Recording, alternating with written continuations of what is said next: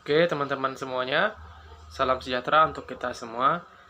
Di sini kami dari kelompok 8 akan mempresentasikan hasil dari diskusi kami yang berjudul Manajemen Peserta Didik. Pengertian manajemen peserta didik. Banyak istilah yang dipakai untuk menyebut peserta didik. Misalnya, pada taman kanak-kanak disebut anak didik. Selanjutnya, pada pendidikan dasar dan menengah disebut siswa. PP nomor 28 dan 29 tahun 1990. Sementara pada perguruan tinggi disebut mahasiswa dalam kurung PP nomor 30 tahun 1990. Juga mempunyai sebutan-sebutan lain seperti murid, subjek, didik, anak didik, pelajar, dan sebagainya. Walaupun berbeda dalam sebutan, namun mempunyai maksud yang sama, yaitu peserta didik adalah mereka yang sedang mengikuti program pendidikan.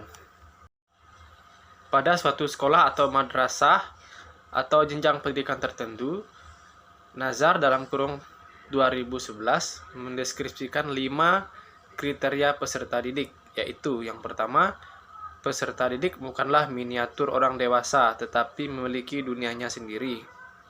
2. Peserta didik memiliki periodisasi perkembangan dan pertumbuhan. Yang ketiga, peserta didik adalah makhluk Allah yang memiliki perbedaan individu, baik disebabkan oleh faktor bawaan maupun faktor lingkungan dimanapun ia berada. Yang keempat, peserta didik memiliki 2 unsur utama, yaitu jasmani dan rohani. Unsur jasmani memiliki daya fisik dan unsur rohani memiliki daya akal, hati nurani, dan nafsu. Yang kelima, peserta didik adalah manusia yang memiliki potensi atau fitrah yang dapat dikembangkan dan berkembang secara dinamis.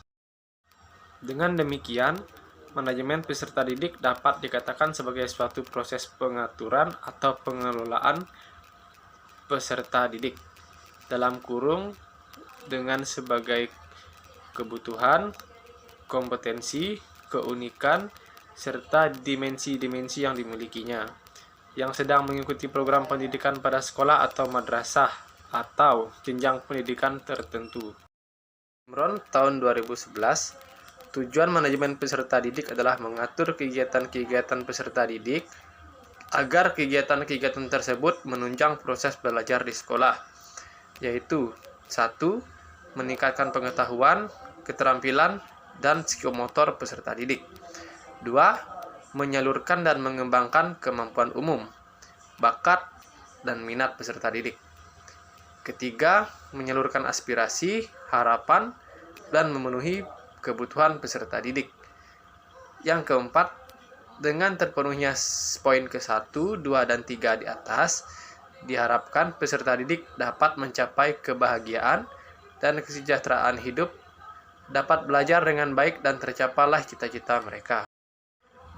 Prinsip manajemen peserta didik. Prinsip manajemen peserta didik adalah hal-hal yang harus dipedomani dalam mengelola peserta didik. Menurut Imron di tahun 2011, terdapat 6 prinsip yang perlu dipedomani dalam mengelola peserta didik, yaitu yang pertama, dipandang sebagai bahagian dari manajemen sekolah atau madrasah. Yang kedua, haruslah mengandung makna pendidikan. Yang ketiga, harus diupayakan untuk mempersatukan peserta didik. Yang keempat, harus dipandang sebagai upaya pengaturan dalam rangka mengembangkan peserta didik. Yang kelima, harus mampu mendorong kemandirian peserta didik. Dan yang keenam, haruslah selalu diupayakan bersifat fungsional bagi kehidupan peserta didik. Pendekatan manajemen peserta didik. Menurut Yeager, terdapat 2 pendekatan yang dapat digunakan dalam manajemen peserta didik, yaitu pendekatan kuantitatif dan pendekatan kualitatif. Pendekatan kualitatif menitik beratkan pada aspek administrasi dan birokratik lembaga pendidikan. Wujud dalam manajemen peserta didik yang operasional adalah mengharuskan kehadiran peserta didik secara mutlak di sekolahan, memperketat presensi penuntutan disiplin yang tinggi menyelesaikan tugas-tugas yang diberikan kepadanya. Pendekatan ini aksentuasi pada upaya agar peserta didik mampu. Pendekatan kualitatif diarahkan agar peserta didik senang. Asumsi pendekatan ini adalah apabila peserta didik telah senang dan sejahtera, maka mereka dapat belajar dengan baik serta senang. Karena itu, sekolah perlu menciptakan kondisi serta iklim yang kondusif. Ruang lingkup manajemen peserta didik. Perencanaan peserta didik. Yang kedua, penerimaan peserta didik. Yang ketiga, kedisiplinan peserta didik. Yang keempat, pembinaan peserta didik. Yang kelima, evaluasi kegiatan peserta didik. Yang keenam, pencatatan dan pelaporan peserta didik. Optimalisasi potensi karakter peserta didik. Peserta didik adalah subjek pendidikan yang mempunyai potensi karakter. Masing-masing potensi karakter itu semaksimal mungkin dikembangkan sesuai dengan karakteristiknya. Sebagai contoh, peserta didik kinestik idealnya dididik dan dikembangkan dalam lingkungan kinestik. Demikian juga peserta didik visual dan auditorial. Paragraf berikut akan mendiskusikan karakter-karakter peserta didik serta kemampuan otak peserta didik. Peserta didik visual. Peserta didik visual adalah mereka yang mempunyai kelebihan dalam menggunakan indera penglihatan dibandingkan indera lainnya. Kepada sekolah maupun guru harus memfasilitasi atau memberikan perhatian terhadap hal ini, manakala di kelas atau di sekolahnya terdapat peserta didik visual ini. Peserta didik auditorial.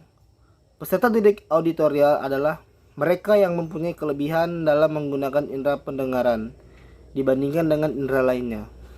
Oke, sekian dari hasil kerja kami. Mungkin teman-teman ada yang ingin bertanya, silakan untuk bertanya di komentar.